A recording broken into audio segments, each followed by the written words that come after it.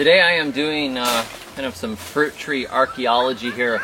A lot of these old trees, if you can look up there, you can see that the canopy of this, no, you're supposed to look up there. Get up in the morning time, making biscuits. Get up in the middle of a new day, biscuits. I am doing some fruit tree archaeology here, uncovering carefully the trees. If you look up top here through the canopy of this cocoa tree that I'm under, this cocoa tree is almost totally covered with vines on the other side. So I can't necessarily pull all the vines off the top of it, but what I can do is cut them, and then the ones on top will all die, and eventually the leaves will fall off, and the tree will get light again and be much happier. As I've gone through here, I keep finding different trees that are completely covered with brush, and then I'm kind of freeing them up as I go. Just making sure that I cut every single one of these vines that are going up to the top. I don't even know what type of vines they are. Some of them are yam vines, but there's a lot of little creepy crawlies that are probably a few years old and are pretty much just strangling out the tree. And if we get them clear, we can get some productivity back. Now let me show you a little citrus I found, which is really strangled, and I'm going to have to figure out how to free them up. This citrus tree here has got vines grabbing it and then going up into this weedy tree that's over the top of it. I don't exactly know what kind of citrus this is. It smells like a grapefruit. You can actually tell often by smelling citrus leaves what type you get. There's a very aromatic oil in the leaves. That smells like grapefruit to me. It's probably a grapefruit seedling. Doesn't really matter though, because we can graft any citrus we like on top of it, and it's a nice healthy rootstock once we get it freed up. Now citrus can actually grow in the shade. They can even do some fruiting in the shade, which is kind of cool. If you live in a climate that is subject to freezing, like you're on a borderline oranges climate, like I used to be in North Florida, you can use other trees as a means of frost protection, and I write all about it in my book, Push the Zone, which if you don't have that, what are you doing, man? Global ice age is coming. You need to know how to push the zone. But you can actually push trees outside of the normal growing zone by 100 to 200 miles sometimes with a few different tricks, and one of them is to grow underneath a bit of canopy. Now if you have too much canopy, you don't actually get any fruit, and that's no good. It takes a lot of solar energy for the tree to make the sugars that will turn around and make a nice fruit, so they often just don't even bother making fruits if they get too much shade. But in the case of this tree, I got to free this part of it up and then cut these branches overhead. I might take this one right here. I actually like this tree. If you can look over at this tree, you can see this tree is a really good climbing tree. I don't know what it is. I haven't been able to identify it, but that's a good climbing tree for kids. So I don't actually want to get rid of the tree. I just want to get enough light over here so we can maybe get some grapefruit or oranges or whatever I decide to graft on this thing. But I've got to kind of go around the base, find where all the vines are, chop every vine so they die, and then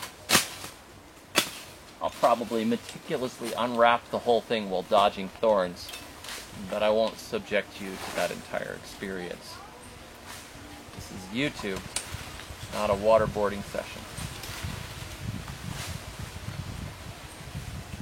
Maybe I'll just subject you to a little of it. Just unwrap a few. We can stop anytime we want. We don't have to keep doing this. We could just, you could. John Kohler's probably doing something cool right now.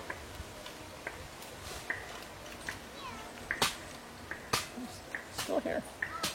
I couldn't even see these thorns before when I was filming, but now you can see. The thorns, incidentally, are the way you can tell if it is a seedling citrus or not. Seedling citrus make thorns up to about 8 foot or so, and then they start to clear out. If you look up here, actually you'll see it drops off right around my height. There's still a few thorns here at around 7 foot, but then the trunks go smooth. When they graft trees, they take a piece from higher up of a more mature tree and they graft it way down low on the trunk of a seedling tree, and they skip the entire thorny bit. So if you have an orange in your yard, you probably don't have thorns like this, unless it's a seedling or it's a rootstock that's grown back. Pretty cool, huh? I learned that from my friend Craig Hepworth, who has a bamboo nursery and is a brilliant plant guy. If you wanted to keep this tree, could you come along with your machete and sort of just cut them? Prune all of the thorns I don't off. know. Is that possible? Would it hurt the tree? Yeah, I don't think you'd hurt it. Probably take a pair of nippers and meticulously nip Would every they grow one off. back? They probably wouldn't. No, Yeah. they would heal. So if and you that like would be it. really liked But it's sort this of tree. God's built-in protection against grazing animals, I think. They were designed to be thorny all the way up to a certain point. And some trees, which are often grown from seed, like key limes, you know, people grow them from seeds all the time. Those are really nasty, thorny trees. Some citrus are just thorny all the time. But a lot of them start out super, super thorny, and then as they get taller, the thorns disappear. And you see up here, it's perfectly smooth. I can grab this and not get hurt. Right here is the last couple of thorns, and then right here, there's no thorns. It's really cool. So when you graft, you're just skipping all the in-between. And the graft thinks it's a grown-up tree, and it probably thinks it's 8 feet over the ground and doesn't need to have thorns anymore. Well, thanks for joining me. I appreciate it. Be sure to check out my free composting booklet. There's a link in the description. 5 easy ways to start composting right now. Stop throwing stuff in the landfill and start composting right away today. That's free. I give it away to anybody who wants it because I want people to stop throwing stuff in the landfill. So go ahead and get that.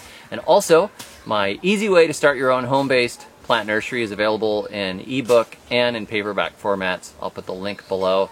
Yes, the first version of the ebook had problems with exporting. I had the file on my computer, it looked great on my computer, but then when it went up to Amazon, it turned into scrambled eggs. It was completely destroyed and looked horrible. So for those of you that wrote and let me know, I had it fixed the first day, but I'm still getting negative reviews from people who have the first version of it. So if you have problems with it, just go ahead and update it. There's no problem with the book. The people that have reviewed and read the book love it. And it's a really just like my quick crash course booklet in starting a plant nursery, and I share all of my secrets on how I made a successful nursery on a shoestring. So if you want a nice backyard business, grow some plants. It's really easy. It's not hard to get started, and it's way easier than you think, actually. So check that book out. Link is in the description. Thanks for joining me, and until next time, may your thumbs always be green. I went to see David the Good. We listened to Portishead and drank spiced rum.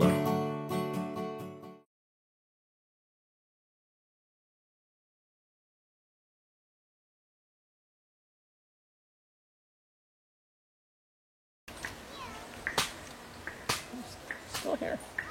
Are you trying to tell me to turn the camera off? So are you being subtle? Oh, I'm just being obnoxious.